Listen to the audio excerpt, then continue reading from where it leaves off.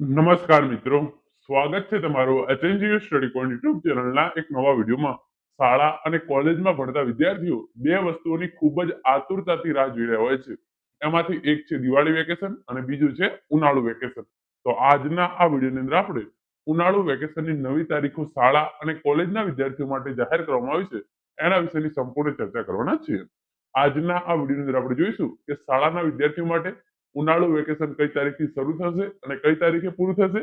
સાથે સાથે આપણે એ પણ જોઈશું કે કોલેજના વિદ્યાર્થીઓ છે એમના માટે ઉનાળુ વેકેશન કઈ તારીખથી શરૂ થશે અને કઈ તારીખથી પૂરું થશે. અને સૌથી મોટો પ્રશ્ન, આ વખતે 35 દિવસનું ઉનાળુ વેકેશન આપવામાં આવ્યું છે કે 49 દિવસનું, એની પણ ચર્ચા આપણે આજના આ વિડીયોની અંદર કરીશું. તો હવે શરૂ કરીએ આજનો આ વિડીયો.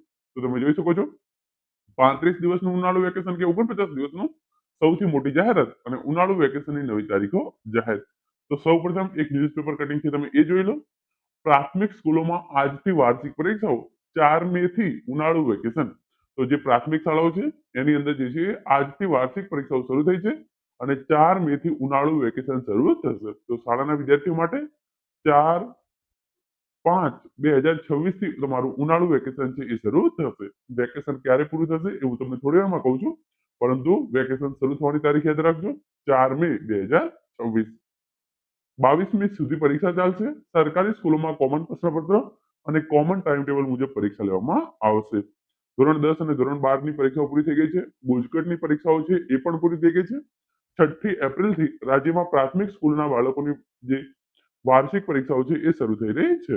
અને એના પછી માધ્યમિક અને ઉચ્ચતર માધ્યમિક સ્કૂલમાં ધોરણ 9 અને ધોરણ 11ના વિદ્યાર્થીઓની વાર્ષિક પરીક્ષાઓ 9 એપ્રિલથી શરૂ થશે. આવતીકાલથી પ્રાથમિક સ્કૂલોની વાર્ષિક પરીક્ષાઓ જે છે એ શરૂ થશે. તો આ પ્રમાણે હવે તમે જોઈ શકો છો તમામ વિદ્યાર્થીઓની પરીક્ષાઓ જે છે એ પૂર્ણ થવાના આરે છે. એટલે કે ધોરણ 10 અને ધોરણ 12 બોર્ડની પરીક્ષાઓ ઓલરેડી પતી ગઈ છે. ગુજકેટની પરીક્ષાઓ પતી ગઈ છે. જે પ્રાથમિક શાળાઓની વાર્ષિક પરીક્ષાઓ છે એ હવે શરૂ થશે. 9 એપ્રિલથી ધોરણ 9 અને 11ના વિદ્યાર્થીઓની પરીક્ષા છે એ પણ શરૂ થવાની છે. તો આ તમામ પરીક્ષાઓ પતી જાય એના પછી 22મી સુધી વાર્ષિક પરીક્ષાઓ ચાલ્યા કરશે.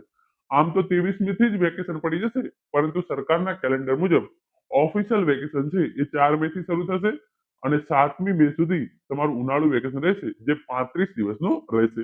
એટલે કે આમ તો 23 એપ્રિલથી તમારા માટે વેકેશન સમાન હશે, પરંતુ ઓફિશિયલ રીતે જોવા જઈએ તો 4 મે થી ઉનાળુ વેકેશન શરૂ થશે અને 7 જૂન સુધી જે 35 દિવસનું ઉનાળુ વેકેશન છે એ શાળાના વિદ્યાર્થીઓને આપવામાં આવશે. વાત કરીએ આપણે કોલેજના વિદ્યાર્થીઓ માટે, તો જે શાળાના વિદ્યાર્થીઓ છે એમના માટે ફરીથી એકવાર તમે જોઈ લો. 4/5/2026 થી તારીખ 7/6/2026 35 દિવસનું ઉનાળુ વેકેશન શાળાના વિદ્યાર્થીઓને આપવામાં આવશે.